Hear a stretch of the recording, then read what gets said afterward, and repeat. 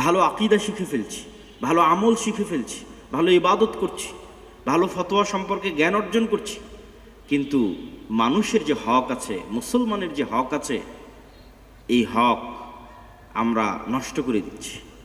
আরেকজনের সম্মান যে আমার উপর হারাম, আরেকজনের ইজ্জত যে আমার উপর হারাম, সেটি সম্পর্কে আমরা বেমালুম ভুলে যাচ্ছি। গীবত এবং অপবাদ এবং যত ধরনের মানুষের হক বিনষ্টকারী কার্যকলাপ আছে, সেগুলোর মধ্যে আমরা লিপ্ত আছি। আল্লাহ সুবহানাহু ওয়া তাআলা সূরা হুজরাতের মধ্যে একটি ইসলামী সমাজ ব্যবস্থার ভিত্তি কিভাবে দাঁড়িয়ে থাকবে তার মানদণ্ড দিয়ে দিয়েছে, যেখানে ইসলামী সমাজ ব্যবস্থার মূল ভিত্তিই হচ্ছে গুনাহকে ঢেকে রাখতে হবে। সেখানে বর্তমান সেকুলার সমাজ ব্যবস্থার, গণতান্ত্রিক সমাজ ব্যবস্থার মূল ভিত্তিই হচ্ছে যে কোথায় কোন অপরাধ হচ্ছে সেটা বের করে নিয়ে আসতে হবে। আরো স্পষ্ট করে বললে, সেকুলার এবং ডেমোক্রেটিক কান্ট্রিতে সংবাদপত্র মানে মানুষের গোপন গুনাহ বের করে নিয়ে আসার একটা মাধ্যম এবং পদ্ধতি, এটাই পেশা, এটাই নাকি মানুষের মৌলিক অধিকার। অথচ যদি ইসলামী রাষ্ট্র ব্যবস্থা চিন্তা করেন, তাহলে পত্রিকার হেডলাইন হবে মানুষের ভালো কাজ, আর গুনাহ গোপন থাকবে। তাহলে বলবেন গুনাহ বের না হলে শাস্তি কেমনে হবে, ওইটা দেখার দায়িত্ব রাষ্ট্রের। গণতন্ত্র এমন এক পাগল রাষ্ট্র তৈরি করেছে, রাষ্ট্র তো কিছু দেখবে না, জনগণ যেন পরস্পরের গীবত এবং নিন্দায় ব্যস্ত থাকে, সেটার একটা সিস্টেম দাঁড় করিয়ে দেওয়া হয়েছে। অথচ ইসলামী সমাজ ব্যবস্থায় শাস্তিযোগ্য অপরাধ দেখার দায়িত্ব রাষ্ট্রের, আর মানুষের কাজ কি? সে শুধু কল্যাণটা প্রচার করবে, অকল্যাণ নয়। এই জন্য পত্রিকার হেডলাইন হবে কোথায় কোন ভালো কাজ হলো সেটা, কে আজকে কাকে মিসকিনকে খাওয়ালো সেটা, কে গরিবকে খাওয়ালো সেটা, কে কার সাথে ভালো আচরণ করলো সেটা। আর সেকুলার এবং ডেমোক্রেটিক কান্ট্রিতে কে কোথায় মারামারি, গন্ডগোল, হত্যা, রাহাজানি, ধর্ষণ, এগুলো হচ্ছে হেডলাইন। তাহলে একটা সময় মানুষের মানসিক অবস্থা এরকম হবে, আরে প্রতিদিনই তো ধর্ষণ হচ্ছে, তাহলে তো মনে হয় সবাই ধর্ষণ করে, জিনিসটা হালকা হয়ে যাবে। প্রতিদিনই তো হত্যা হচ্ছে, তাহলে তো হত্যা হওয়া অনেক মামুলি ব্যাপার, হত্যা হলে তো কোনো বিচার হয় না। তো যত নেগেটিভ নিউজ প্রচার হবে, তত ওই গুনাহ হালকা হয়ে যাবে। এই জন্য রাসূল সাল্লাল্লাহু আলাইহি ওয়াসাল্লাম মানুষের গুনাহকে ঢেকে রাখতেন। কিন্তু আমরা দিনী ভাইয়েরা প্রোডাক্টিভ কাজ আমরা বুঝি না, আমরা শুধু বুঝি কাদা ছোড়াছুড়ি, আমরা শুধু বুঝি অকাজে, অজায়গায় সময় নষ্ট করা, যেটা ইসলামী মুআমালা, ইসলামী মুআশারা, পারস্পরিক ভ্রাতৃত্ব, যে মানদণ্ডের উপর ইসলামী সমাজ ব্যবস্থা দাঁড়িয়ে আছে, তার ধারে কাছে, তার আশেপাশে নেই। এবং মানুষের হকের সাথে সংশ্লিষ্ট গুনাহের যে ভয়াবহতা, এটি সম্পর্কে আমাদের প্রত্যেকের জানা আছে যে আল্লাহ সুবহানাহু ওয়া তাআলা ন্যায় প্রতিষ্ঠার আদেশ দিয়েছেন। ইন্নাল্লাহ ইয়া'মুরুকুম বিল আদলি ওয়াল ইহসান ওয়া ইতা'i যিল কুরবা। আল্লাহ সুবহানাহু ওয়া তাআলা তোমাদের আদেশ দিয়েছে ন্যায় প্রতিষ্ঠা করার জন্য, মানুষের সাথে ভালো ব্যবহার, উত্তম আচরণ করার জন্য। কিন্তু আমাদের নিকটে এই জিনিসের কোনো গুরুত্ব নাই। ফলত আমরা কিয়ামতের মাঠে অনেক নেকি নিয়ে উপস্থিত হব, কিন্তু মিসকিন অবস্থায় বের হয়ে যাব। আল্লাহ নবী বলছেন, তোমরা কি জানো মানিল মুফলিস, এতিমকে, ফকিরকে, মিসকিনকে, প্রকৃত দরিদ্রকে, যে কিয়ামতের মাঠে অনেক নেকি নিয়ে উপস্থিত হবে, অনেক নেকি তার, কেন দুনিয়াতে অনেক ইবাদত করেছে, কোনো বেদাতের সাথে সম্পৃক্ত ছিল না, কোনো শিরকের সাথে সম্পৃক্ত ছিল না, কিন্তু কিয়ামতের মাঠে এত নেকি নিয়ে উপস্থিত হওয়ার পর এমন পাওনাদার উপস্থিত হওয়ার লাইন লেগে যাবে, আল্লাহ আমার নামে গীবত করেছে, আল্লাহ আমার হক দেয়নি, আল্লাহ আমার সাথে ন্যায় করেনি, এগুলো তো আল্লাহ ক্ষমা করবেন না। তখন আর নেকি থেকে দিতে দিতে দিতে দিতে দিতে দিতে সব নেকি শেষ, পাওনাদার শেষ হয় না। এখন নিজের গুনাহের ভার ভারী হতে লাগলো, কেননা পাওনাদারদের গুনাহ তার উপর উঠতে লাগলো। পাহাড় সমপরিমাণ নেকি নিয়ে নেকিতে শেষ হয়ে গেল। কতজনকে গালি দিয়েছিল, গীবত করেছিল, নিন্দা করেছিল, হক নষ্ট করেছিল, এদের গুনাহের বোঝা মাথায় নিয়ে এখন তাকে জাহান্নামে যেতে হচ্ছে। এ প্রকৃত দরিদ্র। তাহলে আমরা মুহাম্মদ সাল্লাল্লাহু আলাইহি ওয়াসাল্লামের আচরণ দেখলাম না, স্বভাব দেখলাম না, তার জীবনী দেখলাম না, তার কথা বলার পদ্ধতি, চলার পদ্ধতি, আচরণের স্টাইল দেখলাম না, শুধু একটা খণ্ডিত অংশ নিয়ে আমরা ছুটতেছি, সামগ্রিক ইসলামের সামগ্রিক অংশটা কোথায়? রাসূল সাল্লাল্লাহু আলাইহি ওয়াসাল্লাম সালাতের আদেশ দিয়েছেন, শুধু এটা নিয়ে ছুটতেছি। কিন্তু রাসূলুল্লাহ সাল্লাল্লাহু আলাইহি ওয়াসাল্লাম যখন সালাত আদায় করতেছেন, তখন তিনি যেমন আল্লাহ সুবহানাহু ওয়া তাআলার সাথে শতভাগ সত্যবাদী ন্যায়পরায়ণ, যেমন নিজের সাথে শতভাগ সত্যবাদী ন্যায়পরায়ণ, তার অনুসারী সাহাবীদের সাথে শতভাগ সত্যবাদী ন্যায়পরায়ণ, তেমনি তার শত্রুর সাথেও শতভাগ সত্যবাদী এবং ন্যায়পরায়ণ। দেখেন, আল্লাহর নবী যদি কখনো আবু সুফিয়ান রাদিয়াল্লাহু তাআলা আনহুকে ব্যক্তি আক্রমণ করত, পার্সোনাল অ্যাটাক করত, আবু সুফিয়ান রাদিয়াল্লাহু তাআলা আনহু হক জানলেও কোনোদিন ইসলাম গ্রহণ করতো না। কেননা পার্সোনাল অ্যাটাক মানুষ ভুলতে পারে না। পার্সোনাল অ্যাটাক বলতে যেমন আমরা পরস্পরে যখন কারোর সাথে তর্ক বিতর্কে পারি না, তখন একটা পর্যায়ে গিয়ে বলে, আরে ও তো বাঠু, আরে ও তো কানা, আরে ওর তো বংশই, আরে এই পার্সোনাল অ্যাটাকে আমরা চলে যাই। তাহলে মানুষকে ছোট করার জন্য, নিচু দেখার জন্য, তার মর্যাদা, তার সম্মান নিয়ে ছিনিমিনি খেলা। তো মুহাম্মদ সাল্লাল্লাহু আলাইহি ওয়াসাল্লামের এই দীর্ঘ 13 বছরের সংগ্রামী জীবনে যদি কখনো উনি আবু সুফিয়ানকে পার্সোনাল অ্যাটাক করতেন রাগের মাথায়, তাহলে আবু সুফিয়ান ইসলাম হক জানলেও ইগোর কারণে ইসলাম গ্রহণ করতো না। কিন্তু আবু সুফিয়ানও খুবই ভালো জানে যে মুহাম্মদ সাল্লাল্লাহু আলাইহি ওয়াসাল্লামের হৃদয় পরিষ্কার, আবু সুফিয়ানের জন্য পরিষ্কার। এবার আবু সুফিয়ান চরম শত্রু হওয়ার পরও মুহাম্মদ সাল্লাল্লাহু আলাইহি ওয়াসাল্লামকে নেতা মানতে আপত্তি নাই, কেন সে জানে তার হৃদয় পরিষ্কার, সে তাকে কোনোদিন ছোট করেনি, কোনোদিন আঘাত দেয়নি, মানে পার্সোনাল অ্যাটাক করেন। আদর্শের দ্বন্দ্ব থাকতে পারে। এই জায়গাতে যদি আমরা নিজেদের মাপি, আমাদের মুসলমানদের মাপি, আমাদের আলেম ওলামাদের মাপি, আমি নিজেকে মাপি, তাহলে আমরা আমাদের পারস্পরিক সম্পর্কটাকে এমন জায়গায় নিয়ে যাই যে আর পরবর্তীতে মুখোমুখি হওয়ার পরিবেশ থাকে না, লজ্জায় শরমে। তাহলে ওই ব্যক্তিত্ব, ওই ভারাত্ম আমাদের নাই, যেই পার্সোনালিটি, যেই ব্যক্তিত্ব, যে আচরণ মুহাম্মদ সাল্লাল্লাহু আলাইহি ওয়াসাল্লামের ছিল। তাহলে আমরা কি দিয়ে ইসলামের দাওয়াত দিব? ইসলামের দাওয়াত শুধু বক্তব্য দিয়ে বিপ্লব আসবে না। বক্তব্য দিয়ে ইন্ডিভিজুয়ালি মানুষ হেদায়েত হবে। যেমন আপনারা এখানে উপস্থিত হয়েছেন, হয়তো আমাদের অনেকের বক্তব্য অনলাইনে শুনেছেন, ইন্ডিভিজুয়ালি আলাদা আলাদা। কেউ উত্তরায় একজন ফ্ল্যাটে আছে, ও ইউটিউবে ভিডিও দেখে হেদায়েত হয়েছে, কেউ বসুন্ধরায় আছে, কেউ গুলশানে আছে, ও ফ্ল্যাটের মধ্যে ভিডিও দেখে হেদায়েত হয়েছে। এটা বিপ্লব নয়, কেননা সব ইন্ডিভিজুয়ালি বক্তব্য শুনে হেদায়েত হচ্ছে।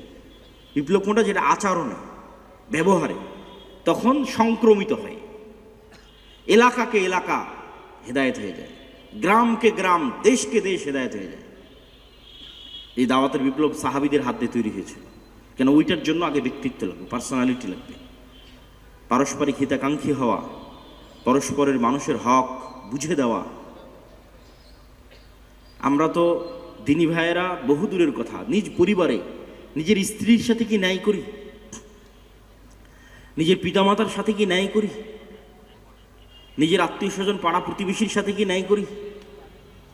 পিতামাতা কাফের মুশরিক হলেও তার সাথে ভালো ব্যবহারের আদেশ দিয়েছে ইসলাম। কি ভয়ঙ্কর কথা যে দুনিয়াবী দিক থেকে তার সাথে ভালো ব্যবহার করতে হবে, সে যদি কাফের মুশরিক হয়। তাহলে এই যে সামাজিক যে মানদণ্ড, ভ্রাতৃত্বের যে মানদণ্ড, এই মানদণ্ডে আমরা পিছিয়ে আছি। এই মানদণ্ডের আর দু একটা পয়েন্ট বলে আমার বক্তব্যের রীতি টানব। যে ইসলামী সমাজ ব্যবস্থা, আমরা বললাম একটা বিষয়ের উপর, গুরুত্বপূর্ণ একটা বিষয়ের উপর দাঁড়িয়ে আছে পারস্পরিক সহযোগিতা, আরও কয়েকটা বিষয়ের উপর দাঁড়িয়ে আছে ন্যায্যতার ভিত্তিতে সমতা। ইসলামী সমাজে কারো বর্ণের কারণে, কারো রঙের কারণে, কারো বংশের কারণে কোনো প্রাধান্য নাই। লা ফাযলা আরাবিয়্যিন আলা আজামিয়্যিন, আরবদের প্রাধান্য অনারবদের উপর নাই, অনারবদের প্রাধান্য আরবদের উপর নাই, কোনো ভাষার কারণে আর এক ভাষার উপর প্রাধান্য নাই, কোনো জাতিগোষ্ঠীর কারণে আর এক জাতিগোষ্ঠীর উপর প্রাধান্য নাই। তাহলে এখানে পারস্পরিক সমতাটা ন্যায্যতার ভিত্তিতে। কি জন্য বারবার বলতেছি ন্যায্যতার ভিত্তিতে? কেন? সমতা বললে লাফ দিয়ে নারী অধিকার কর্মীরা বলবে হ্যাঁ তাহলে তো ইসলাম সমতায় বিশ্বাস করাতে, নারী পুরুষের সমতা। কিন্তু ইসলামের সমতাটা ন্যায়ের ভিত্তিতে।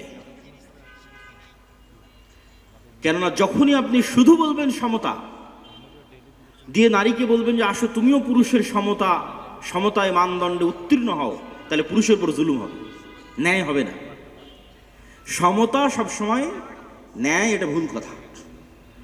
বরং সমাজের মানদণ্ড, ভারসাম্য, চাহিদা অনুযায়ী কাকে কতটুকু কিভাবে দিতে হবে, এই ন্যায়টা আল্লাহ সুবহানাহু ওয়া তাআলা সবচেয়ে ভালো জানেন। এখানে নারীর রোল কি হবে, পুরুষের রোল কি হবে, এটা কিভাবে ন্যায়ের ভিত্তিতে বন্টন হবে, এটা আল্লাহ করে দিয়েছে। তাহলে ইসলামের সমতা ন্যায়ের ভিত্তিতে। ইসলামের সমতার ভিত্তি কারো বংশ নয়, কারো টাকা নয়, কারো গায়ের রং নয়, কারো ভাষা নয়, কারো দেশ নয়। এটাও আমাদের সমাজ ব্যবস্থাকে ধ্বংস করে দিয়েছে। এই ন্যাশনালিজম, এই জাতীয়তাবাদ, আঞ্চলিকতাবাদ, এই আমাদের ইসলামী ভ্রাতৃত্বের যে মানদণ্ড সেটাকে ভেঙে চূর্ণ বিচূর্ণ করে দিয়েছে। ইসলামী ভ্রাতৃত্বের মানদণ্ড হচ্ছে কালিমাতু লা ইলাহা ইল্লাল্লাহ, যেটা 47 সালে পাকিস্তান এবং বাংলাদেশ তৈরি হওয়ার সময় যে স্লোগান দেওয়া হতো, তেরা মেরা রিশতা কিয়া লা ইলাহা ইল্লাল্লাহ। যে কাশ্মীরের মুসলমানদের সাথে আমাদের সম্পর্কের ভিত্তি কি? লা ইলাহা ইল্লাল্লাহ। 2000 কিলোমিটার দূরে সেই পাঞ্জাব, বেলুচ, খাইবার পাখতুনখার মুসলমানের সাথে আমাদের সম্পর্কের ভিত্তি কি? রোহিঙ্গা, ফিলিস্তিন, গাজা এদের সাথে সম্পর্কের ভিত্তি কি? লা ইলাহা ইল্লাল্লাহ। কিন্তু এটাকে সে দাঁড় করিয়ে দিয়েছে, বিভেদ করে দিয়েছে, জাতীয়তাবাদ, আঞ্চলিকতাবাদ ধ্বংস করে দিয়েছে। ইসলামী সমাজ ব্যবস্থার আরো একটি গুরুত্বপূর্ণ মানদণ্ড হচ্ছে অল্পে তুষ্ট থাকা। এটা খুবই গুরুত্বপূর্ণ। আপনি কখনোই ইসলামী অর্থনীতি, ইসলামী সমাজ ব্যবস্থা, ইসলামী ব্যাংক প্রতিষ্ঠা করতে পারবেন না এই একটা মানদণ্ড যতক্ষণ না আসবে, অল্পে তুষ্ট। সরাসরি যদি উদাহরণ দিয়ে বলি, আপনি এসি, ফ্রিজ সুদের ভিত্তিতে লোন নিয়ে নেবেন, বহুদূরের কথা, কর্জে হাসানা দিয়ে নেওয়া যাবে কিনা এটা প্রশ্নবিদ্ধ। কেননা এটা একটা বিলাসী পণ্য, যা না হলেও আপনার চলবে। তাহলে ওইটা আপনি কিনতে চাচ্ছেন মানে এটা ইসলামের মূল থিম অল্পে তুষ্টের বাইরে যায়। তাহলে কর্জে হাসানা দিয়েও এটা ক্রয় করা যাবে কিনা এটা প্রশ্নবিদ্ধ। সুদের ভিত্তিতে কেনা তো বহুদূরের কথা। এরকম কয়েকটি মানদণ্ডের উপর এবং বিষয়ের উপর ইসলামী সমাজ ব্যবস্থা দাঁড়িয়েছে। তার শেষ পয়েন্ট হচ্ছে পরকালমুখী এবং বস্তুবাদ বিমুখ। পরকালমুখী, বস্তুবাদ বিমুখ, দুনিয়া বিমুখ। আমাদের সমাজ ব্যবস্থা দাঁড়িয়ে আছে দুনিয়ামুখী, বস্তুবাদী, ক্যারিয়ার কেন্দ্রিক, পরকাল কেন্দ্রিক নয়। আমরা জান্নাতকে ভিজুয়ালাইজ করতে পারি না। আমরা চোখ বন্ধ করলে আমাদের জান্নাতের ফ্ল্যাটটা দেখতে পাই না, আমাদের জান্নাতের প্লটটা দেখতে পাই না। আমরা শুধু উত্তরার প্লটটাই দেখতে পাই, গুলশান বসুন্ধরাটাই দেখতে পাই। ফলত ওইটা কেন্দ্রিকে আমাকে সকল চিন্তা ভাবনা করতে হয়, আমাকে সকল সিদ্ধান্ত নিতে হয়। কিন্তু যখন আমি চিন্তা করব জান্নাতের প্লট দেখতে পাবো, জান্নাতের ফ্ল্যাট দেখতে পাবো, আমার জান্নাতের বাগান আমি নিজে তৈরি করব, জান্নাতের বাগান আমি নিজে গাছ লাগাবো এখানে বসে থেকে, জান্নাতের বাগান, জান্নাতের ফ্ল্যাটে প্লটে ঘর আমি এখানে বসে থেকে তৈরি করব, তখন আমার চিন্তা, চেতনা, সিদ্ধান্ত সব পাল্টে যাবে। পরকালমুখী চিন্তা এক ভিন্ন জিনিস। ওমা নাকামু মিনহুম ইল্লা ইউমিনু বিল্লাহিল আজিজিল হামিদ। যারা আসহাবুল উখদুদ আগুনের মধ্যে নেমে যাচ্ছে, তারা ওই আগুনের মধ্যে জান্নাত দেখতে পেয়েছিল, আর নিজেদের বাড়িঘরে জাহান্নামের আগুন দেখতে পেয়েছিল। এই লেভেলের ঈমান বিল গায়ব, পরকালমুখী চিন্তা যতক্ষণ আমাদের না আসবে ততক্ষণ আমরা প্রকৃত ভ্রাতৃত্ব সমাজ গড়ে তুলতে পারবো না। তাহলে আমি 4টা পয়েন্ট বলে আমার বক্তব্য শেষ করতেছি যে ইসলামী সমাজ ব্যবস্থা, ইসলামী ভ্রাতৃত্ব যে মানদণ্ড, এগুলো কয়েকটি বিষয়ের উপর দাঁড়িয়ে আছে। পারস্পরিক সহযোগিতা, যেটা অনেক লম্বা সময় যাবত আপনাদের সামনে তুলে ধরলাম। আমাদের আকীদা এবং আমলের পাশাপাশি, সৎ আমলের পাশাপাশি আমাদের এই বিষয়ের উপর ফোকাস দিতে হবে যে আমাদের আচার ব্যবহার, চাল চরিত্র, কথাবার্তা, পার্সোনালিটি, ব্যক্তিত্ব কেমন হবে। তাআউন, তাকাফুল। ইসলামী সমাজ ব্যবস্থা যে কয়েকটি বিষয়ের উপর দাঁড়িয়ে আছে তার অন্যতম আরও কয়েকটি গুণ হচ্ছে অল্পে তুষ্ট থাকা, পারস্পরিক ন্যায্যতা বা সমতা। তার একটি বড় গুণ যেটি আমরা আলোচনা করছি সেটি হচ্ছে পারস্পরিক সহযোগিতা। আপনারা অনেকেই ইন্স্যুরেন্সের নাম শুনেছেন। সমাজে লাইফ ইন্স্যুরেন্স আছে। ইউরোপ এবং আমেরিকায় গেলে মোবাইলের রাউটারেরও ইন্স্যুরেন্স আছে। মোবাইলের তো আছেই, গাড়ির তো আছেই, জীবনের তো আছেই, বাড়ির তো আছেই। সাময়িক সময়ের জন্য কোনো দেশে সফরে গেলে হেলথ ইন্স্যুরেন্সও আছে, জমা দিয়ে যেতে হয়। তো ইন্স্যুরেন্স বিষয়টি হচ্ছে হঠাৎ কোনো কিছু ঘটে গেলে কি হবে তার একটি রাস্তা বের করে রাখার জন্য ইন্স্যুরেন্স। তো ইসলামে পারস্পরিক সহযোগিতাই হচ্ছে, সোশ্যাল ইন্স্যুরেন্সই হচ্ছে প্রকৃত ইন্স্যুরেন্স ইসলামী সমাজ ব্যবস্থায়। আরো স্পষ্ট, আরো খুলে বললে, পিতামাতা যখন তার চাকরি বাকরি থাকবে না, যখন তার ভরণ পোষণের ব্যবস্থা থাকবে না, তখন কে ভরণ পোষণের দায়িত্ব নেবে? সেকুলার সমাজ বলছে সে তার লাইফ ইন্স্যুরেন্স করে রাখবে, বার্ধক্য সময়ের জন্য ইন্স্যুরেন্স করে রাখবে, রাষ্ট্র বা সরকার সেটি ব্যয় বহন করবে। আর ইসলাম বলছে, ইসলামী সমাজ ব্যবস্থা বলছে, জি না, এটির ভিত্তি হচ্ছে পারস্পরিক সহযোগিতা। এটি এখন সন্তান সন্ততির দায়িত্ব যে তার পিতামাতাকে দেখে রাখবে। এইভাবে আপনি যত এক ধাপ করে সামনে আগাবেন, পাড়া প্রতিবেশী, আত্মীয় স্বজন, ইয়েতিম মিসকিন, গরিব, স্ত্রী পুত্র, সন্তান সন্ততি, পিতা মাতা, দাদা দাদি, পুরো একটি পরিবার, পুরো একটি সমাজ যে সমস্ত সম্পর্কের উপর ভিত্তি করে দাঁড়িয়ে আছে, এই সমস্ত প্রত্যেকটা সম্পর্কের সাথে যে হকগুলো সম্পৃক্ত আছে, যে হকগুলো রাসূল সাল্লাল্লাহু আলাইহি ওয়াসাল্লাম এবং আল্লাহ সুবহানাহু ওয়া তাআলা নিশ্চিত করতে বলেছেন, এগুলোই ইসলামী সমাজ ব্যবস্থার মূল ভিত্তি। বিশেষ করে ইমাম বুখারী রাহিমাহুল্লাহর আল আদাবুল মুফরাদ, সেখানে তিনি এই জীবনের প্রত্যেকটা ধাপে যাদের সাথে আমাদের উঠা বসা হয়ে থাকে তাদেরকে সামনে রেখে তিনি সকলের হকগুলো সাজিয়েছেন। আজকের সেকুলার সিস্টেমে এগুলো আপনি টাকা দিয়ে রাষ্ট্রের কাছ থেকে আদায় করে নেবেন, এই জন্য বৃদ্ধাশ্রম তৈরি হবে। কিন্তু ইসলামী সমাজ ব্যবস্থায় এটি অসম্ভব। ইসলামী সমাজ ব্যবস্থায় বৃদ্ধাশ্রম বা আলাদা ইন্স্যুরেন্সের কোনো চিন্তা বা থিওরি নাই।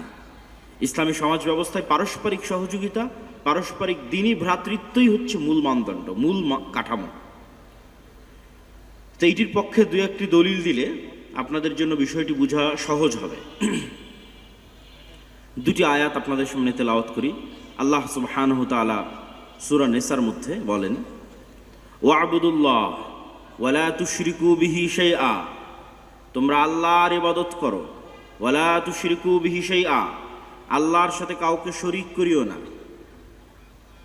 তাহলে আদেশের ধারাবাহিকতায় আল্লাহ সুবহানাহু তাআলা আল্লাহর একত্ববাদ এবং আল্লাহ সুবহানাহু তাআলার শিরক মুক্ত একত্ববাদকে সবচেয়ে আগে প্রাধান্য দিয়েছেন। এবার তারপরে দেখেন আদেশের ধারাবাহিকতা, ওয়াবিল ওয়ালিদাইনি ইহসানা, পিতা মাতার সাথে ভালো ব্যবহার করো, সৎ আচরণ করো, ওয়াবিদিল কুরবা, নিকট আত্মীয়ের সাথে করো, ওয়াল ইয়াতামা, ইয়েতিমদের সাথে করো, ওয়াল মাসাকিন, মিসকিনদের সাথে করো, ওয়াল জারিদিল কুরবা ওয়াল জারিল জুনুব, আত্মীয় স্বজনের মধ্যে যারা প্রতিবেশী আছে তাদের সাথে সদাচরণ করো, ওয়াল জারিল জুনুব, যার বাড়ির দরজা তোমার বাড়ির দরজার মুখের উপর, যার ঘর যার ফ্ল্যাট তোমার পাশে তার সাথে সদাচরণ করো, ওয়াবনিস সাবিল, পথিকের সাথে সদাচরণ করো, ওয়ামা মালাকাত আইমানুকুম, তোমাদের অধীনস্থ কর্মকর্তা কর্মচারীদের সাথে সদাচরণ করো, ইন্নাল্লাহা লা ইউহিব্বু মান কানা মুখতালান ফাখুরা, যে অহংকারী খারাপ ব্যবহার করে সদাচরণ করে না তাকে আল্লাহ সুবহানাহু ওয়া তাআলা পছন্দ করেন না। এক আয়াত আদেশের ধারাবাহিকতায় আল্লাহর ইবাদত দিয়ে শুরু, তারপরে শুধু মানুষেরই হক, মানুষেরই হক, তাও আবার বিভিন্ন আঙ্গিকে বিভিন্ন ধরনের মানুষের নাম আল্লাহ সুবহানাহু ওয়া তাআলা উল্লেখ করতে থেকেছেন।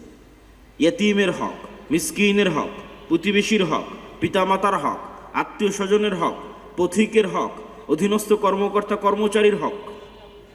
অত্যন্ত কঠিন, বড়ই কঠিন। আল্লাহ সুবহানাহু ওয়া তাআলা সূরা বাকারার আরেক আয়াতে বলেন, লাইসাল বিররা আন তুওয়াল্লু উজুহাকুম কিবালাল মাশরিক ওয়াল মাগরিব, দুনিয়ার মানুষ কিবলা কোন দিকে, পূর্বে না পশ্চিমে, এর মধ্যে বিশেষ কোনো কল্যাণ নাই।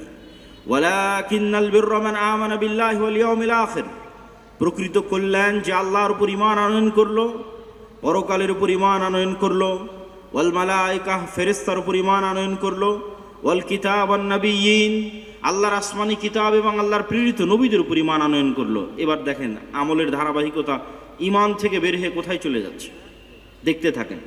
ওয়াতাল মালা আলা হুব্বিহি যাবিল কুরবা, আর টাকা পয়সার উপর ভালোবাসা থাকা সত্ত্বেও সে টাকা পয়সা নিকট আত্মীয়ের জন্য খরচ করবে, ওয়াল ইয়াতামা ইয়েতিমদের জন্য খরচ করবে, ওয়াল মাসাকিন মিসকিনদের জন্য খরচ করবে, ওয়াবনি সাবিল পথিকদের জন্য খরচ করবে, ওয়াসাইলিন ভিক্ষুকদের জন্য খরচ করবে।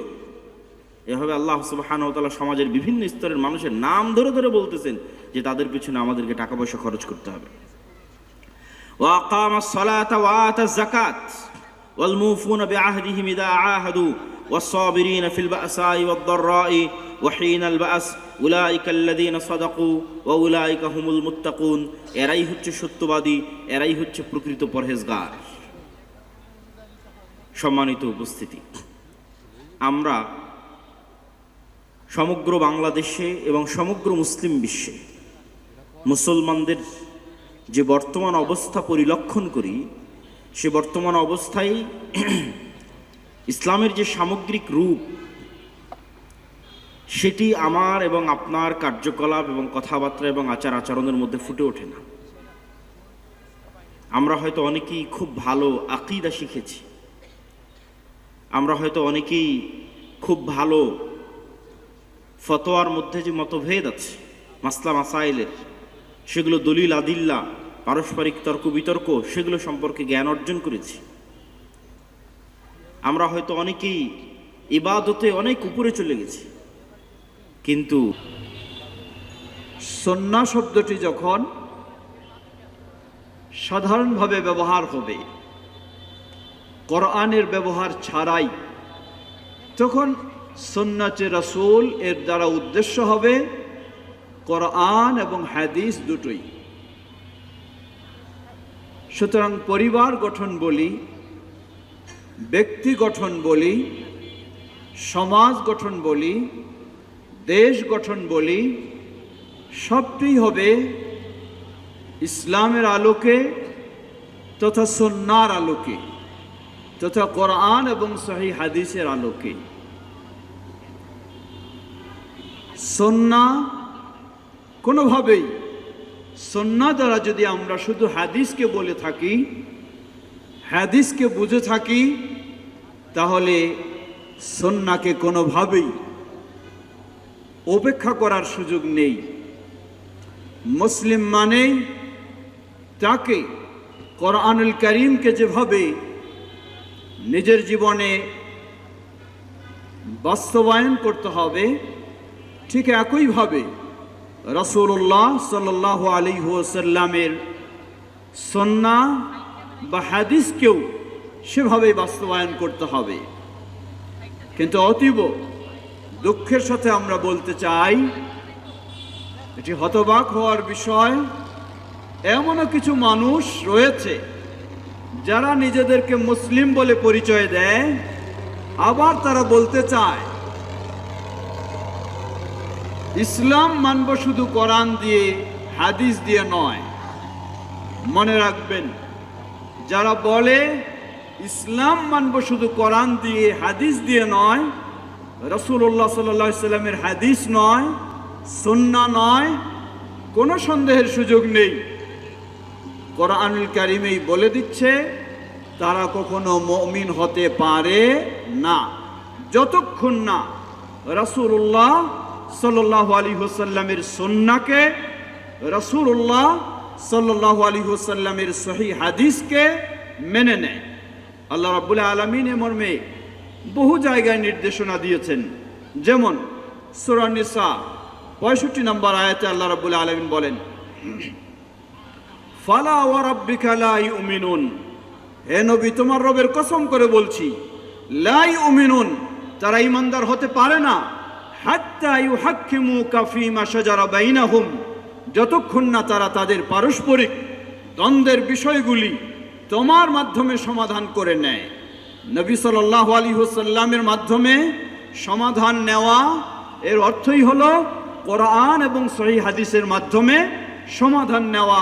সুতরাং যারা বলে আমরা শুধু কোরআন মানি হাদিস মানি না, আল্লাহ সুবহানাহু ওয়া তাআলা কোরআনেই কসম করে বলছেন তারা কোনোদিন ঈমানদার হতে পারে না। অতএব মুসলিম মানেই তাকে কোরআন এবং রাসূলুল্লাহ সাল্লাল্লাহু আলাইহি ওয়াসাল্লামের সুন্নাহ বা রাসূলুল্লাহ সাল্লাল্লাহু আলাইহি ওয়াসাল্লামের সহিহ হাদিস মানতেই হবে। অতএব নিজের ব্যক্তিকে গড়তে হবে কোরআন ও সহিহ হাদিসের আলোকে, নিজের পরিবারকে গড়তে হবে কোরআন এবং সহিহ হাদিসের আলোকে, নিজের সমাজকে গড়তে হবে কোরআন এবং সহিহ হাদিসের আলোকে, গোটা দেশকে গড়তে হবে কোরআন এবং সহিহ হাদিসের আলোকে। তখনই প্রকৃত ইসলামের অনুসারী হওয়ার সুযোগ হবে এবং দাবি করা যাবে। এখানে এখনো কেউ কথা বলছে, কার কথা এখানে আছে? এখানে কেউ মাইকম্যান বা যারা ব্যবহার করছে তারা এটা সরানোর ব্যবস্থা করুন। এই সাউন্ড বক্সে মানুষের কথাগুলি আসছে। প্রিয় ভাইরা আমার, ফিরে আসি আবারও। সুতরাং সুন্নাহ একটি অপরিহার্য বিষয়, যা ছাড়া কারো ঈমান থাকতে পারে না, যা ছাড়া জান্নাতের আশা করা যেতে পারে না, যা ছাড়া জাহান্নাম থেকে মুক্তিও আশা করা যেতে পারে না, এবং যা ছাড়া ইসলামী জীবন কখনো গড়ে তোলা সম্ভব হবে না। সময় যেহেতু স্বল্প, আমার নির্দিষ্ট বিষয়ের মূল আলোচনায় ফিরে আসি। সুতরাং আমাদেরকে পরিবার গড়ে তুলতে হলে সুন্নাহর বিষয়টি অপরিহার্য বিষয়। বিশেষ করে যারা আমরা পরিপূর্ণ জীবন ইসলামের আলোকে গড়তে চাই, কারণ ইসলাম একটি পরিপূর্ণ জীবন ব্যবস্থা। ব্যক্তি থেকে রাষ্ট্র পর্যন্ত অবশ্যই সকল বিষয় সুন্নাহর আলোকে গড়তেই হবে। আর যদি আমরা ব্যক্তি জীবনকে বাদ দিই, পরিবারকে বাদ দিই, ডাইরেক্ট আগে আমরা রাষ্ট্রীয় জীবনটাকে সুন্নাহর আলোকে গড়তে চাই, তাহলে ভাবতে হবে, মনে করতে হবে, কখনোই এটি পরিপূর্ণ সুন্নাহর আলোকে জীবন গড়া সম্ভব হবে না। এবং নবী সাল্লাল্লাহু আলাইহি ওয়াসাল্লামের সেই নবুয়ত ও রিসালাতের পদ্ধতিও এটি নয়, বরং নবুয়ত ও রিসালাতের পদ্ধতি হলো আগে ব্যক্তি জীবন, অতঃপর পারিবারিক জীবন, অতঃপর সামাজিক জীবন, অতঃপর সব গড়ার মাধ্যমে গড়ে উঠবে রাষ্ট্রীয় জীবন। সেই আলোকেই আমাদেরকে মনে রাখতে হবে। সুন্নাহকে কখনো ছোট করে দেখার সুযোগ নেই, সুন্নাহকে কখনো অবহেলা করার সুযোগ নেই। সুন্নাহই হলো আমাদের মূল বিষয়। আল্লাহ সুবহানাহু ওয়া তাআলা বলেন, ফালইয়াহযারিল্লাযীনা ইউখালিফুনা আন আমরিহি আন তুসিবাহুম ফিতনাতুন আও ইউসিবাহুম আযাবুন আলীম। তাদের সতর্ক হওয়া উচিত, হুঁশিয়ার হওয়া উচিত যারা রাসূলুল্লাহ সাল্লাল্লাহু আলাইহি ওয়াসাল্লামের সুন্নাহকে উপেক্ষা করতে চায়। আন তুসিবাহুম ফিতনা, দুনিয়ার জীবনে তারা ফিতনার সম্মুখীন হবে। ফিতনা যারা উদ্দেশ্য এটি শিরক, ভয়াবহ জীবনের সম্মুখীন হবে। আও ইউসিবাহুম আযাবুন আলীম, অথবা আখিরাতে তারা অতি যন্ত্রণাদায়ক আযাবের সম্মুখীন হবে। অতএব প্রতিটি মুসলিমকে মনে রাখতে হবে, লাকাদ কানা লাকুম ফি রাসূলিল্লাহি উসওয়াতুন হাসানা। রাসূলুল্লাহ সাল্লাল্লাহু আলাইহি ওয়াসাল্লাম আমাদের মডেল। ব্যক্তি হিসাবে গড়ে তুলতে চাইলেও মডেল, তিনি সমাজ পরিবার হিসাবে গড়তে চাইলেও মডেল হলেন রাসূলুল্লাহ সাল্লাল্লাহু আলাইহি ওয়াসাল্লাম। সমাজ হিসাবে গড়তে চাইলেও মডেল হলেন রাসূলুল্লাহ সাল্লাল্লাহু আলাইহি ওয়াসাল্লাম। রাষ্ট্র হিসাবে গড়ে তুলতে চাইলেও মডেল হলেন রাসূলুল্লাহ সাল্লাল্লাহু আলাইহি ওয়াসাল্লাম। ফিরে আসি, আমরা কিভাবে পরিবার গড়তে পারি। পরিবারের গড়াটার শুরুই হলো আল্লাহ সুবহানাহু ওয়া তাআলা সূরা রুম 21 নম্বর আয়াতে বলেন, وَمِنْ آيَاتِهِ أَنْ خَلَقَ لَكُم مِّنْ أَنفُسِكُمْ أَزْوَاجًا لِتَسْكُنُوا إِلَيْهَا وَجَعَلَ بَيْنَكُم مَّوَدَّةً وَرَحْمَةً إِنَّ فِي ذَلِكَ لَآيَاتٍ لِقَوْمٍ يَتَفَكَّرُونَ। وَمِنْ آيَاتِهِ, আল্লাহ সুবহানাহু ওয়া তাআলার অসংখ্য বিশ্বজগতের নিদর্শনের মাঝে রয়েছে আন খালাকা লাকুম মিন আনফুসিকুম আজওয়াজা, তোমাদের মধ্য থেকে আল্লাহ সুবহানাহু ওয়া তাআলা তোমাদের সহধর্মিণীদেরকে সৃষ্টি করেছেন। কেন? লিতাসকুনু ইলাইহা, যাতে তোমরা পারিবারিক জীবনে, এই বিবাহ, তোমরা দাম্পত্য জীবনের বন্ধনে এই পারিবারিক বন্ধনে গিয়ে লিতাসকুনু ইলাইহা, তাদেরকে নিয়ে তোমরা প্রশান্তি লাভ করতে পারো। ওয়াজআলা বাইনাকুম মাওয়াদ্দাতান ওয়া রাহমা, আর আল্লাহ সুবহানাহু ওয়া তাআলা নারী পুরুষ উভয়ের মাধ্যমে এই দাম্পত্য জীবনের আলোকে, উভয়ের মাধ্যমে এই পারিবারিক জীবনের আলোকে আল্লাহ সুবহানাহু ওয়া তাআলা উভয়ের মাঝে ভালোবাসা, আন্তরিকতা, সহানুভূতি, একটি সদয় পরিবেশ এবং পরিস্থিতি আল্লাহ সুবহানাহু ওয়া তাআলা তৈরি করে দেন। সুতরাং পারিবারিক জীবন শুরু হবে দাম্পত্য জীবন দিয়ে। সেটি হলো পারিবারিক জীবনের সূচনা। এই দাম্পত্য জীবনে আমাদেরকে অবশ্যই রাসূলুল্লাহ সাল্লাল্লাহু আলাইহি ওয়াসাল্লামের সুন্নাহর আলোকে দাম্পত্য জীবন গড়তে হবে। একজন যুবক অথবা একজন যুবতী মেয়ে উভয়ে তাদের দাম্পত্য জীবনের কতই না স্বপ্ন দেখে, কতই না সুখ স্বাচ্ছন্দ্য, আনন্দ সবকিছুর স্বপ্ন দেখে থাকে, কিন্তু সেই স্বপ্ন তার হিতে বিপরীত হয়ে যায়। কখন? যখন সে সুন্নাহকে এড়িয়ে যায়, যখন সে সুন্নাহকে ভুলে যায়, যখন সে সুন্নাহর কোনো গুরুত্ব দেয় না, যখন সে সুন্নাহর আলোকে তার এই দাম্পত্য জীবন গড়ার চেষ্টা করে না, সুন্নাহর আলোকে তার পরিবার সাজানোর চেষ্টা করে না, তখন তার সব স্বপ্ন হিতে বিপরীত হয়ে যায়। শান্তির জায়গায় অশান্তির জীবন যাপন করতে হয়। দাম্পত্য জীবনে যাওয়ার পরে অনুশোচনা করে বলে, আমার এই দাম্পত্য জীবনে আসার আগেই একাকিত্ব জীবন যেটি ছিল সেটি আমার অনেক নিরাপদ ছিল, অনেক শান্তির ছিল, অনেক সুন্দর ছিল। কেন এই আফসোস, কেন এই হতাশা? এই আফসোস ও হতাশার মূল কারণ হলো দাম্পত্য জীবন যখন সুন্নাহর গুরুত্ব না দিয়ে সুন্নাহর আলোকে যখন গঠন করা হয় তখন এই হতাশা। আসুন ফিরে আসি, আমরা দাম্পত্য জীবন সুন্নাহর আলোকে কিভাবে গড়ব। আল্লাহ রাসূল সাল্লাল্লাহু আলাইহি ওয়াসাল্লাম যুব সমাজকে আহ্বান জানালেন, ইয়া মা'শারাশ শাবাব মান ইসতাতা'a মিনকুমুল বা'a ফালইয়াতাযাওয়াজ ফাইন্নাহু আগাদ্দু লিল বাসারি ওয়া আহসানু লিল ফারাজি ওয়া মান লাম ইসতাতি' ফাআলাইহি বিস-সাওম ফাইন্নাহু লাহু উজা। মুত্তাফাকুন আলাইহি। যুবশ্রেণী, তাদের বিলম্বের সুযোগ নেই। যদি সামর্থ্য থেকে থাকে দাম্পত্য জীবনে তাদেরকে প্রবেশ করতে হবে। দাম্পত্য জীবনে প্রবেশের সময় আপনি কি লক্ষ্য করবেন? আল্লাহ রাসূল সাল্লাল্লাহু আলাইহি ওয়াসাল্লাম আরেক হাদিসে তিনি বর্ণনা দিচ্ছেন, উম্মুল মুমিনিন আয়েশা রাদিয়াল্লাহু আনহা বর্ণনা করছেন, ক্বালা রাসূলুল্লাহ সাল্লাল্লাহু আলাইহি ওয়াসাল্লাম আন-নিকাহু মিন সুন্নতি ফামান লাম ইয়ামাল বিসুন্নতি ফালাইসা মিন্নি। আন-নিকাহু মিন সুন্নতি, নিকাহ রাসূলুল্লাহ সাল্লাল্লাহু আলাইহি ওয়াসাল্লামের সুন্নাহ। নিকাহ বলতে এই বিবাহ, এটি ইসলামী পদ্ধতিতে, জাহেলি পদ্ধতিতে নয়, পাশ্চাত্যের পদ্ধতিতে নয়, নোংরা পদ্ধতিতে নয়, এটি ইসলামী সুন্নাহ শরিয়ার পদ্ধতিতে। সেটি হলো আমার সুন্নাহ। মান লাম ইয়ামাল বিসুন্নতি ফালাইসা মিন্নি। রাসূলুল্লাহ সাল্লাল্লাহু আলাইহি ওয়াসাল্লাম খুবই কঠিনভাবে ধমকি দিয়েছেন। ফালাইসা মিন্নি, কেন এত কঠিনভাবে আল্লাহ রাসূল সাল্লাল্লাহু আলাইহি ওয়াসাল্লাম বিবাহের ক্ষেত্রে এই নির্দেশনা দিলেন? কারণ একজন যুবক অথবা একজন যুবতী মেয়ে, ইসলামী শরিয়া তাদের যে সমাধান দিয়েছে, তাদের যে জীবন ব্যবস্থা দিয়েছে, যদি সত্যিকারীভাবে সেই জীবন ব্যবস্থা তারা ফলো না করে তাহলে অবশ্যই তাদের জীবনে বিভিন্ন বিভ্রান্তি চলে আসবে, জীবনে বিভিন্ন ইসলাম পরিপন্থী পর্যায়ে এসে যাবে।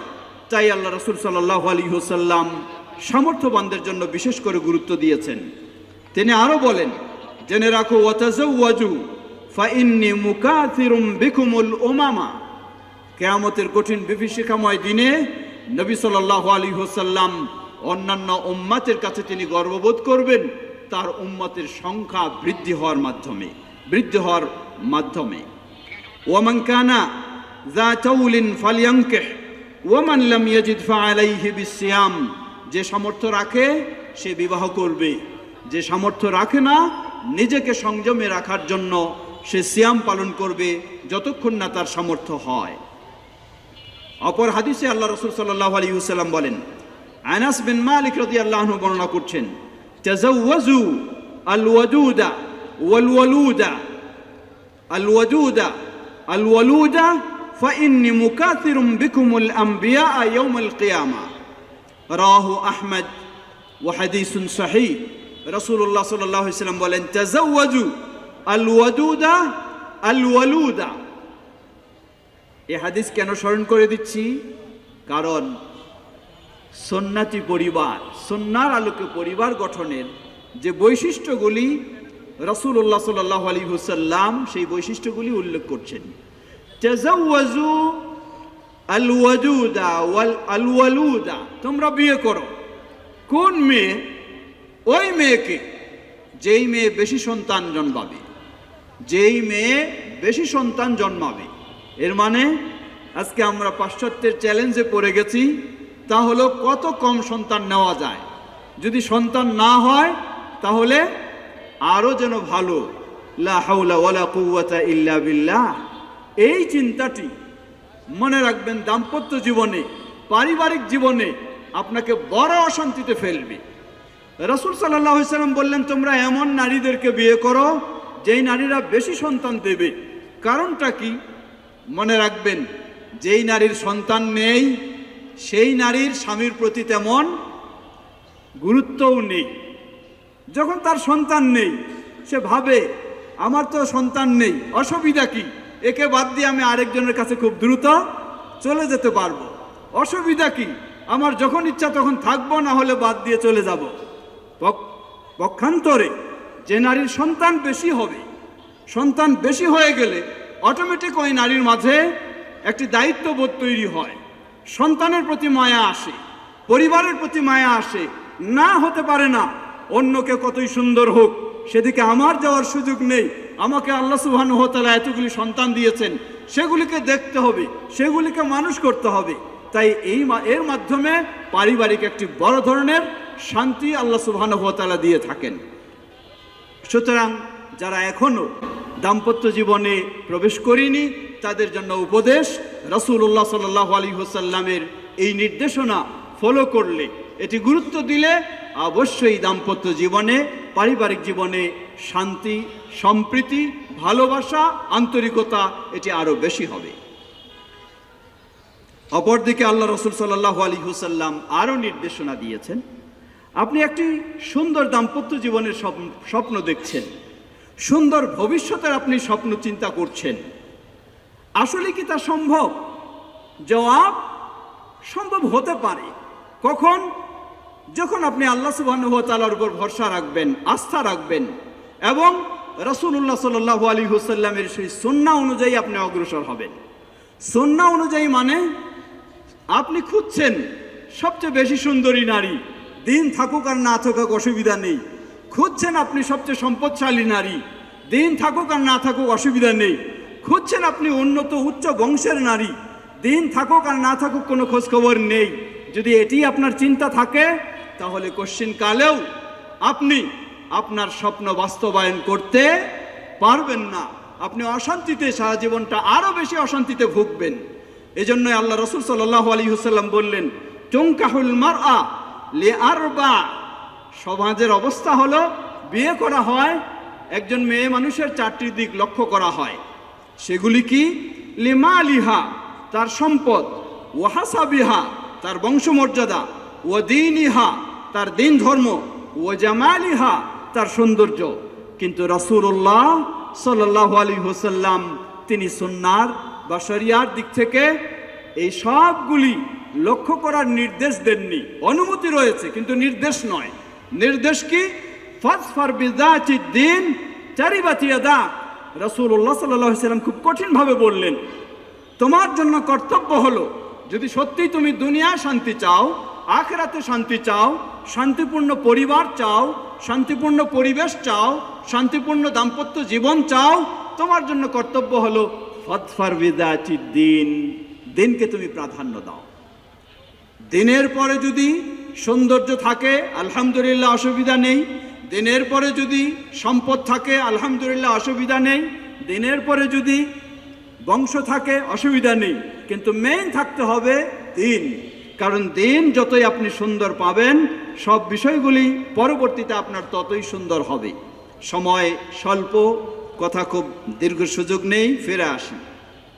আপনি নির্বাচন করলেন একজন দিনদার মেয়ে আপনার পরিবার গঠনের জন্য, দিনদার মেয়ে নির্বাচন করলেন, কিন্তু পরবর্তীতে বিবাহের অন্যান্য কার্যক্রমগুলি সুন্নাহর আলোকে সম্পাদন করলেন না, কোর্টে গিয়ে বিয়ে করে ফেললেন, মেয়ের অভিভাবকের অনুমতির তাওয়াক্কা করলেন না। আল্লাহ রাসূল সাল্লাল্লাহু আলাইহি ওয়াসাল্লাম বললেন, আইয়ু ইমরাআতিন নাকাহাত বিগাইরি ওয়ালিহা ফানিকাহুহা বাতিলুন বাতিলুন বাতিলুন।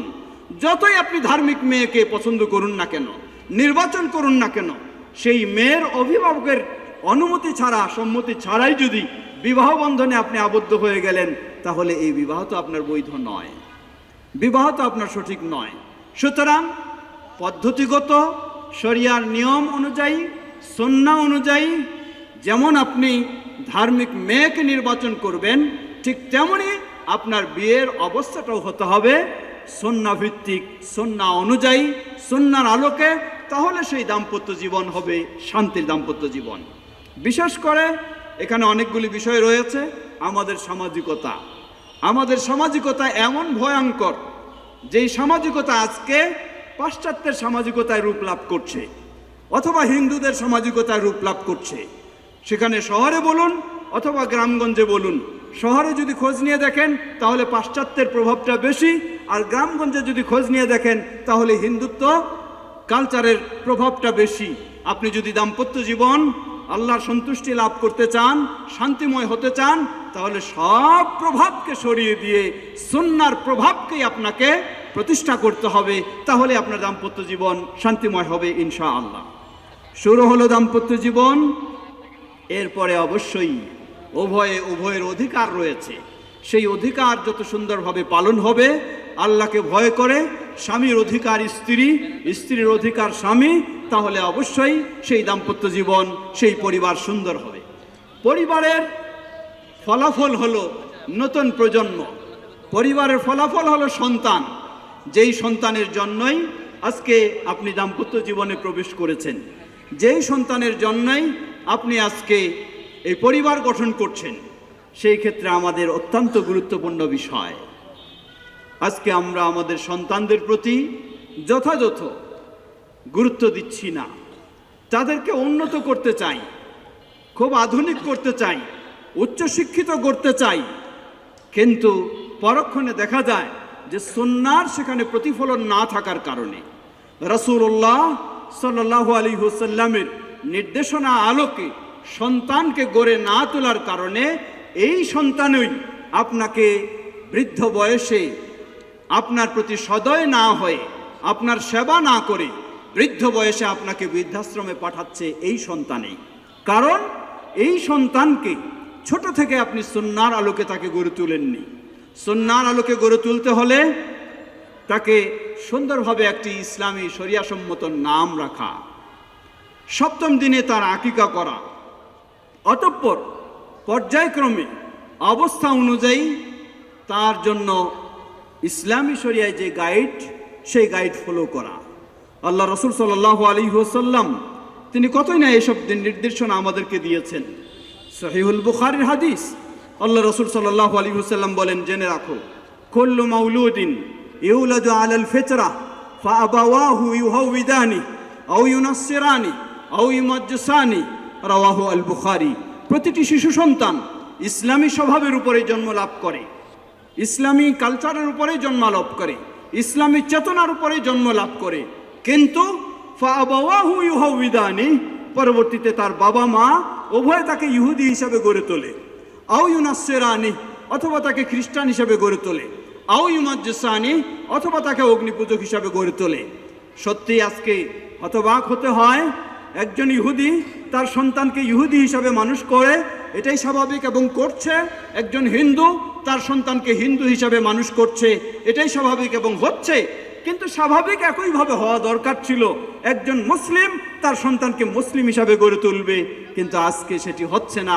মুসলিমেরাই নিজেদের সন্তানদেরকে ভিন্ন কালচারে, ভিন্ন আদর্শে, ভিন্ন স্বভাবে আজকে আমরা গড়ে তুলছি।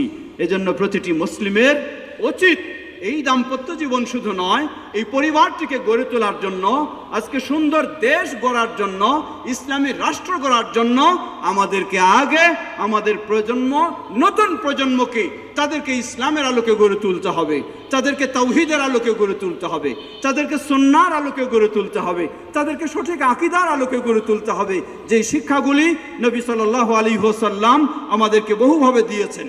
যেমন আল্লাহ রাসূল সাল্লাল্লাহু আলাইহি ওয়াসাল্লাম ছোট্ট বাচ্চা আব্দুল্লাহ ইবনে আব্বাস রাদিয়াল্লাহু তাআলা আনহু কি তাকে আকীদার শিক্ষা দিলেন, কি তাকে তাওহীদ শিক্ষা দিলেন। তাকে বললেন, ইয়া গোলাম ইন্নী উআল্লিমুকা কালিমাত, হে প্রিয় বৎস জেনে রাখো আমি তোমাকে কতগুলি মৌলিক নীতিমালা শিক্ষা দিচ্ছি। সেগুলি কি? ইহফাজিল্লাহ ইহফাজুকা, তুমি আল্লাহর ব্যাপারে সংরক্ষণশীল হও, আল্লাহর বিধিবিধানের ব্যাপারে সংরক্ষণশীল হও, স্বয়ং আল্লাহ তোমাকে সংরক্ষণ করবেন।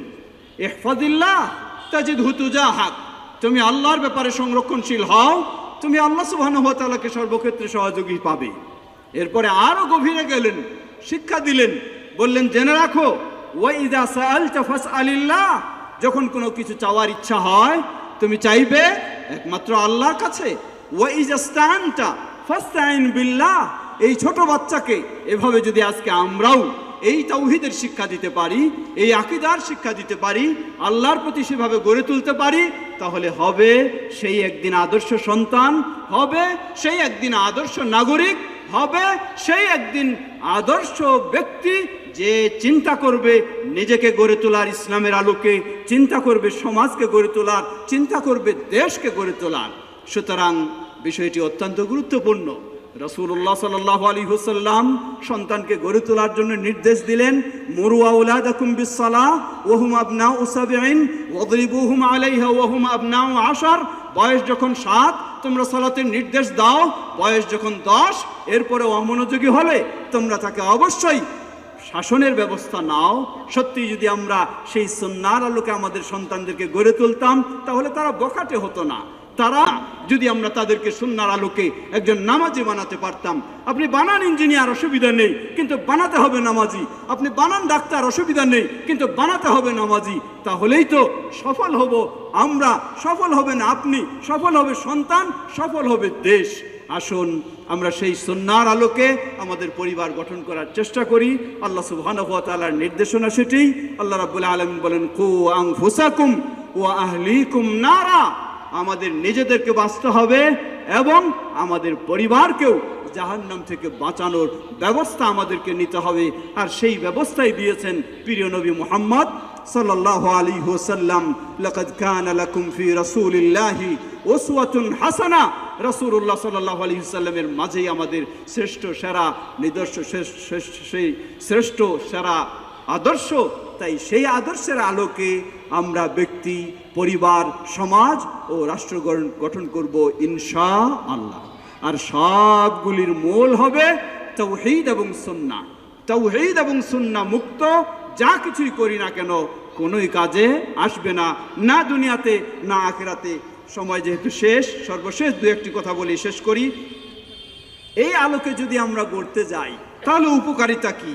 জবাব, পার্থিব জীবনে যদি প্রশান্তি পেতে চাই দাম্পত্য জীবনে, তাহলে অবশ্যই সুন্নাহর আলোকে সেই পরিবার গড়তে হবে। পরকালীন জীবনেও যদি অনাবিল শান্তি পেতে চাই তাহলেও সুন্নাহর আলোকে পরিবার গড়তে হবে। এমনকি দাম্পত্য জীবনে যদি বরকত আল্লাহ সুবহানাহু ওয়া তাআলার আশা করতে চাই তাহলেও সেই বরকতময় সুন্নাহর আলোকে আমাদের গড়ে তুলতে হবে। অপরদিকে সন্তান, আল্লাহ রাসূল সাল্লাল্লাহু আলাইহি ওয়াসাল্লাম বললেন, জেনে রাখো মানুষেরা জান্নাতে থাকবে, জান্নাতে থাকলে হঠাৎ দেখা যাবে জান্নাতে তাদের মর্যাদাকে আল্লাহ সুবহানাহু ওয়া তাআলা বৃদ্ধি করে দিলেন। জান্নাতীরা হতবাক হয়ে আল্লাহকে জিজ্ঞাসা করবেন, ওয়া আন্না লি হাযিহি, হে আল্লাহ আমি তো এই মর্যাদায় ছিলাম না জান্নাতে, কিভাবে আমার এই মর্যাদা বৃদ্ধি হলো? আল্লাহ সুবহানাহু ওয়া তাআলা জবাব দিবেন, লি ইস্তিগফারি লাকা ওয়ালাদিকা, তোমার সন্তানের ইস্তিগফারের কারণে তোমার জান্নাতে আজকে মর্যাদা বৃদ্ধি করে দেওয়া হয়েছে। সত্যি যদি আমরা সেই সুন্নাহর আলোকে আদর্শ সন্তান, মুসলিম সন্তান, তাওহীদপন্থী সন্তান, সুন্নাহপন্থী সন্তান গড়ে তুলতে পারি, তাহলে হবে দুনিয়াতে শান্তি, হবে আখিরাতে শান্তি, হব উপকারী, দুনিয়াতে লাভবান, আখিরাতে এমনকি নতুন প্রজন্ম, সুন্দর প্রজন্ম গড়তে পারবো, সুন্দর দেশের নাগরিক আমরা গড়তে পারবো। আল্লাহ আমাদের সকলকে সেই সুন্নাহর আলোকে অগ্রসর হওয়ার তৌফিক দান করুন। এখানেই আমি শেষ করছি। আমরা যেন সুন্নাহ অনুসরণ করে ব্যক্তি জীবন, পরিবার এবং সমাজ ও দেশ সকল ক্ষেত্রেই গড়ে তুলতে পারি। আল্লাহ আমাদের সকলকে সে তৌফিক দান করুন। পরিশেষে আবারও